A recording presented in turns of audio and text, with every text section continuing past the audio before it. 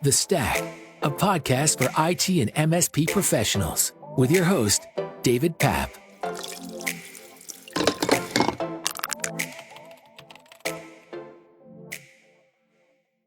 Martin joins us from Tangerine Technology, an MSP based out of Whitehorse, Yukon, with branches in BC.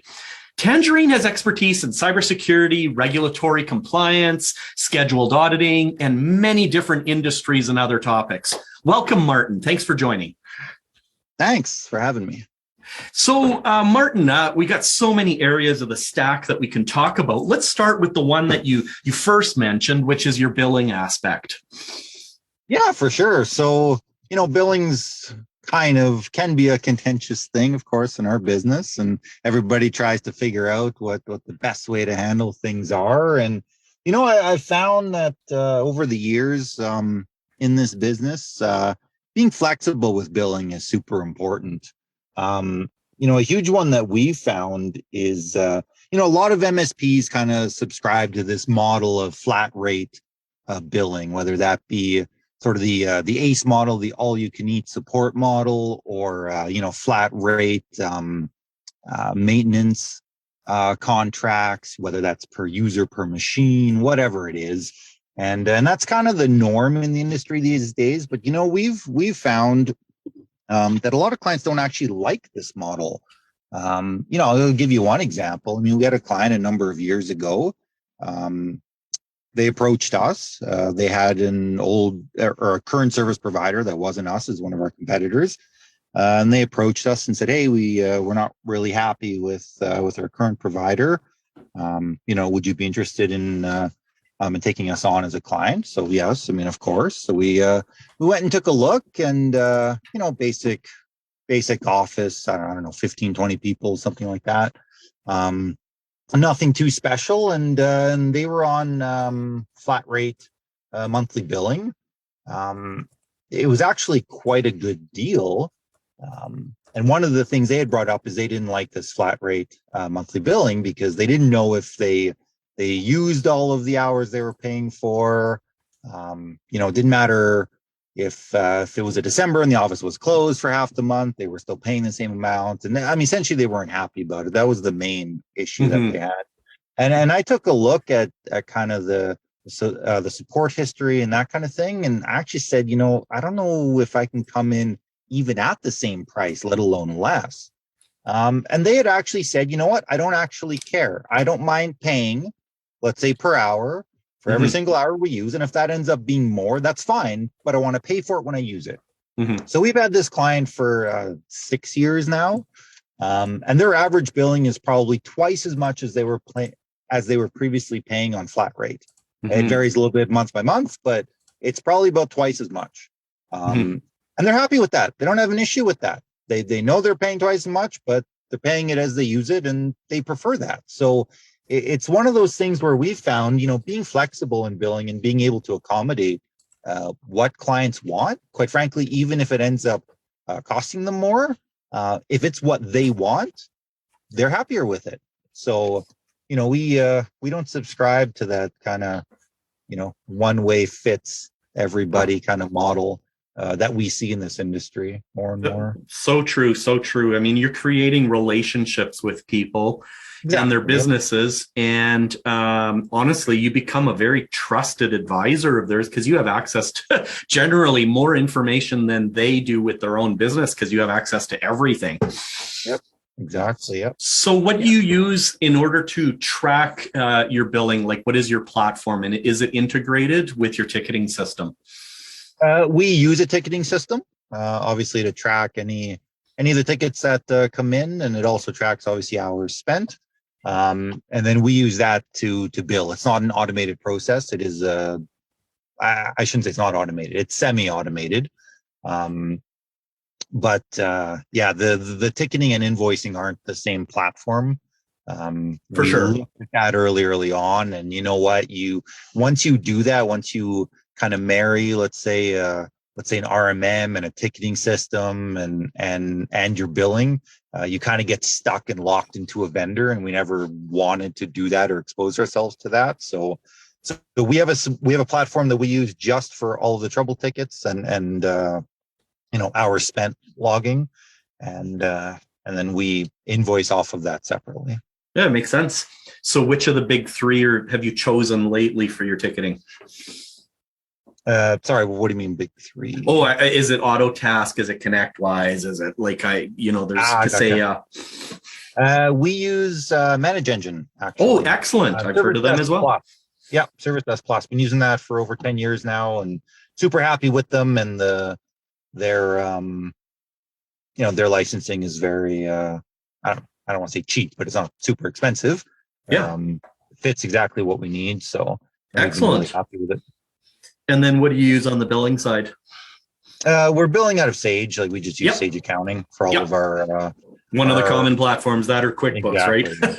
Yeah, exactly right. So that does everything for us. That invoices, and that also handles our payroll expenses, all of it. So we use it as our single platform. Because that's the other thing. A lot of MSPs have found they'll use something to invoice their clients, but then all of their accounting and bookkeeping on the back end is done with something else. So you wind up having to plug in everything that, let's say, comes out of your RMM in terms of invoicing into your actual bookkeeping / accounting. Agreed. I don't know why people double up on that.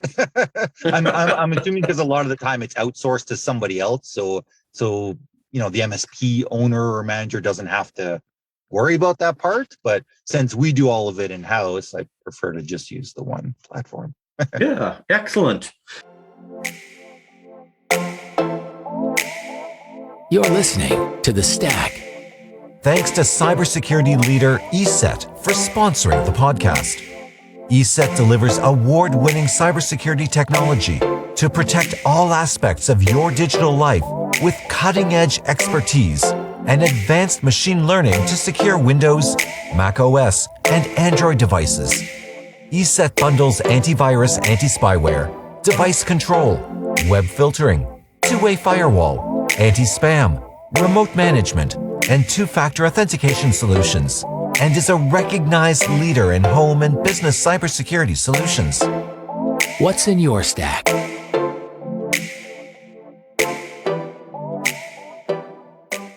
Jumping into a totally different category, we're noticing with the rise of all the cybersecurity threats that are out there right now, and your own employees and staff are usually the weakest link. If you tell people not to click on that link or open that attachment, I don't know what it is, but it looks like it's so shiny and they got to do it.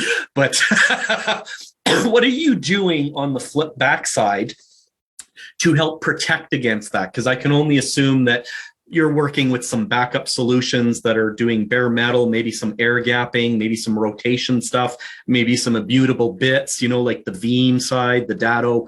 What have you decided to use on your stack? So everything's layered, right? I mean, you effectively, you can train users not to click links they don't know, et cetera, but bottom line is people will. I mean, that's just, there's so many threats out there and so many things to think about that, even a security conscious person once in a while is going to accidentally click something. So you can't really stop it. So what we do is we take a layered approach. So there's everything from endpoint protection on the actual workstation or laptop, all the way up to network protection on the network layer. And then if we go to backups, so your business continuity and the disaster recovery, of course, that's layered as well, right? So we're taking everything from local removable storage to network attached storage to, in some cases, a cloud backup. So again, a layered approach so that if something, if something infects the network that, basically encrypts or destroys everything that's on the network itself, you've always got something that's either somewhere in the cloud that's not directly accessible, or you've got something that's physically not plugged into the network, like a removable backup, right? So definitely multi-layered approach. I mean, regardless of what anybody does and what your platforms are, it's the biggest thing is multi-layered approach. Don't put all of your eggs in one basket, right? For sure. Have you found any favorite platforms or vendors that you like to work with just due to your relationships or, familiarity with your staff? Yeah, and I wouldn't say something specific or any vendor specific. I mean, we have one endpoint protection vendor that we use across all of our clients just because that makes sense. We use SentinelOne, which is an AI-based endpoint protection. I think anybody who's not using AI-based is, living back in the 80s with a VCR and instead of a Blu-ray player. That's the new thing. The old method of signature file downloads. I mean, that's not a thing anymore. So there's that, of course. For cloud backup, because we're here in Canada, there's for us, because we work in a lot of regulated sectors, there's not a lot of choice. So we've got a partnership with one of the only two major Canadian cloud backup providers, where all of the data stays within the country. So the residency for the data stays here in Canada. But yeah, I mean, other than that, it's kind of varies from client to client otherwise. Absolutely. When it comes to providing your services to clients, do you own any aspects of the solution or hardware out there, or is it everything purchased by the client and licensed to the client? Most things will be purchased by the client and licensed. We'll purchase the licensing, but it goes to the client, of course. We have some clients that do kind of a leasing solution. It kind of depends. Like those will be more kind of NGO clients, where there's just how NGO funding works. It's not that easy to get capital money. It's a lot easier to get operational money. So, they'll lease it from us and pay for it monthly because they can do that, but they can't get the money to buy it. That's just a function of funding, but most clients will purchase. I mean, at this point, these days hardware is pretty cheap. I mean, it's not super expensive, especially in the SMB market. Not everybody needs full enterprise gear for a 20-person office, right? So absolutely, the SMB gear is not really that expensive. So yeah, we don't have a lot of problems with selling solutions in terms of cost. Excellent. We always like to wrap up the podcast with one piece of solid advice you'd like to give people. If they had one single takeaway, a power tip that you'd want them to walk away with, what would that be? And I'm putting you on the spot. Well, actually, I'll grab something that you mentioned earlier in the conversation, and that's relationships, right? So you're 100% right. Everything like our business, the IT service provider business, whether it's MSP or not, whatever, is all about relationships. It doesn't matter what you're selling, doesn't matter how you're selling it. You can sell hourly, you can sell flat rate billing, you can lease hardware, you can sell hardware. It really doesn't matter. In the end, it's all about the relationship you have with your client. And if you have a quality relationship where there's a level of trust, your clients will essentially go with whatever you recommend, right? So whatever solution you think makes the most sense, they're extremely likely to approve that and go with it if your relationship is good. Likewise, if your relationship isn't so good, it leaves you open to doubt, leaves you open to a competitor swooping in and all that kind of stuff. So that's really what our business is about. It's a service and relationship business. How you do it on the back end really doesn't matter. I mean, sure, it matters, but I couldn't agree more. Yeah. I've had so many situations where just having that open communication policy, even when things go bad and you screwed up or something happened, just the fact that you're communicating that with the client, 99% of the time, they won't leave because you're openly communicating. There's nothing to hide. And it is indeed a partnership. Like it's a win. We're both on the same team. Exactly. Yeah, I know exactly. Yeah, exactly. Well, thank you very much for your time. I'm very glad that you were able to join us on the show. Perfect. Not a problem. Thanks. We hope you enjoyed this episode of the MSP Stack Podcast.